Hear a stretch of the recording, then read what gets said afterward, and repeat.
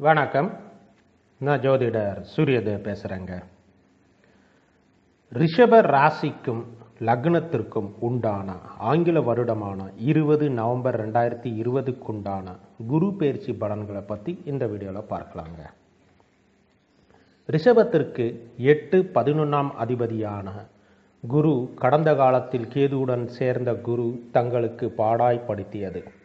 கௌரவம், மானம் கப்பல் ஏறியது. ஓகேங்க. இப்போ அஷ்டமாதிபதி நீசமாகி வலுவிழப்பது சுப பலன்கள் தரும். ஆனால் கோச்சாரத்தில் இருக்கக்கூடிய ஆட்சி பலம் பெற்ற சனியுடன் இணைந்து நீசபங்கம் பெறுவது அசுப பலன்கள் தரும். 8ஆம் ஸ்தானத்தின் வேலை அதிகப்படுத்தும். ஆனால் அறிவுக்காரனான குரு பார்வை உங்களுக்கு 1, 3, 5ஆம் இடத்தில் பார்வை பதிவதால் ரிஷபராசி நேயர்களுக்கு உறுதியாக நல்ல மாற்றத்தை தரும். மேலும் குரு லாபாதிபதி என்பதால் நன்மைகள் நடைபெறும். 8ஆம் இடத்து அதிபதி 9ஆம் இடத்தில் பலம் பெற்று இருப்பதால் அதிர்ஷ்ட குறைவு ஏற்படும். சுயமுயற்சி ஒன்றே கை கொடுக்கும். உழைப்பே உயர்வு தரும் என்ற பழமொழிக்கு உண்டான காலம். அதேபோல் உழைப்புக்கு மரியாதை, கௌரவம், புகழ், தனம் அனைத்தும் கிட்டும். அது குருவின் பார்வையால் நிகழும். பூர்வீக பிரச்சனைகள், வம்பு வழக்குகள் இழுபறியாகும். பூர்வீக இடத்தை விட்டு தொழில் செய்ய வெளியூர் போய் செட்டில் ஆவீங்க. தந்தையாருக்கு ஆரோக்கிய குறைபாடு ஏற்படும். தந்தையாருடன் கருத்து வேறுபாடும் பிரிவும் ஏற்படக்கூடிய சூழல் உண்டு. சுய ஜாதகத்தில் 9ஆம் அதிபதியும் சூரியனும் நல்ல நிலையில் இருந்தால் உங்களுக்கும் தந்தையாருக்கும் பிரச்சனை ஏற்பட்டாலும் உறவில் விரிசல் ஏற்படாது. குலதெய்வ வழிபாட்டு செய்வதில் தடையும் தாமதம் ஏற்பட்டு சரியாகும். இப்போது குருவின் பார்வை பலன்களை பற்றி பார்க்கலாங்க.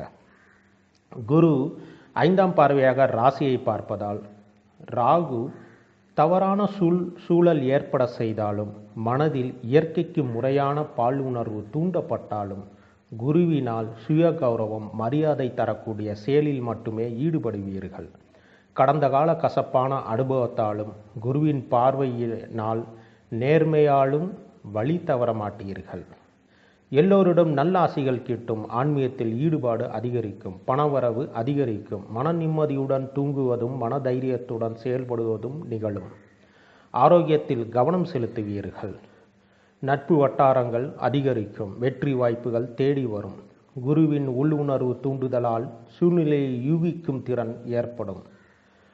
குருவின் 7ஆம் பார்வையாக ராசிக்கு 3ஆம் இடத்தை பார்ப்பதால் விடாமுயற்சி, தைரியம் மேலோங்கும். யார் துணையின்றி சுயமாகவே செயல்பட்டு வெற்றி பெறுவீர்கள். குடும்பத்தில் ஏற்பட்ட உயில் பிரச்சனைகள் உங்களுக்கு சாதகமாக உயில் திருத்தம் செய்யக்கூடியதாக அமையும்.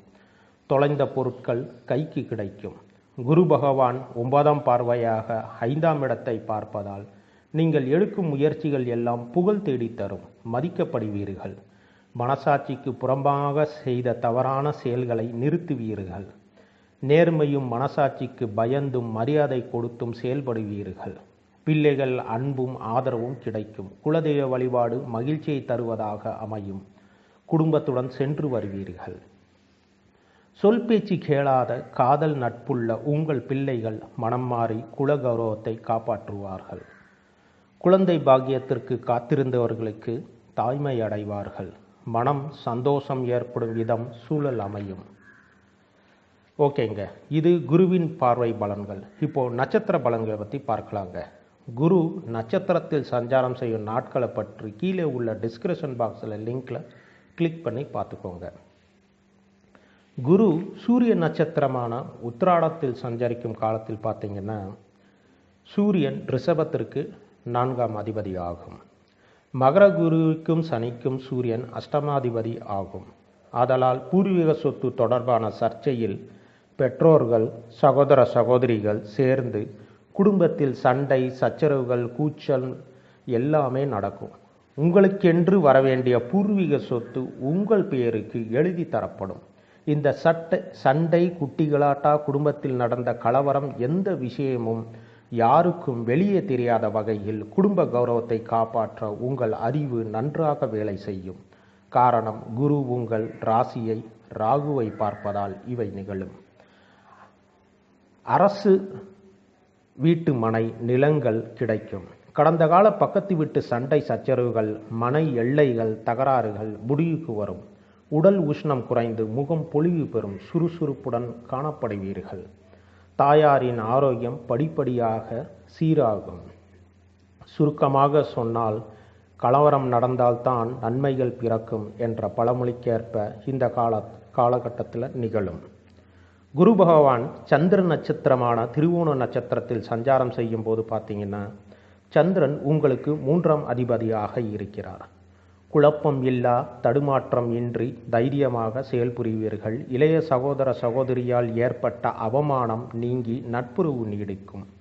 உங்களுக்கு மரியாதை தருவார்கள். உங்கள் லட்சியம் நிறைவேறும். சாதனை படைப்பீர்கள். பெண்களுக்கு புத்தாடை, தங்கம், வெள்ளி ஆபரணங்கள் வாங்கி மகிழ்வீர்கள். அலைச்சல் மிகுந்த தூர பயணங்கள் நிகழும். எதிர்பார்க்கும் உதவிகள் கிடைக்கும். குரு செவ்வாய் நட்சத்திரமான அவிட்டத்தில் சஞ்சாரம் செய்யும் போது பார்த்தீங்கன்னா, விருச்சிக செவ்வாய் கேதுவால் தொழில் பார்ட்னருடன் கருத்து வேறுபாடு நிலவும். கூட்டாளி வம்பு வழக்குகள் நல்ல நிலையில் பேசி தீர்க்கப்படும். பிரிந்து வாழும் தம்பதியர்கள் ஒன்று சேருவார்கள். 2ஆம் திருமணத்திற்கு காத்திருந்தவர்களுக்கு நல்ல வரன் அமையும். டைவர்ஸ் கேஸுக்கு வந்து குடும்பத்தினர் பெரியவர்கள் முன்னிலையில் பேசி முடிக்கப்படும். வெளியூர் வெளிநாடு சுற்றுலா சென்று வர வாய்ப்புகள் கிட்டும்.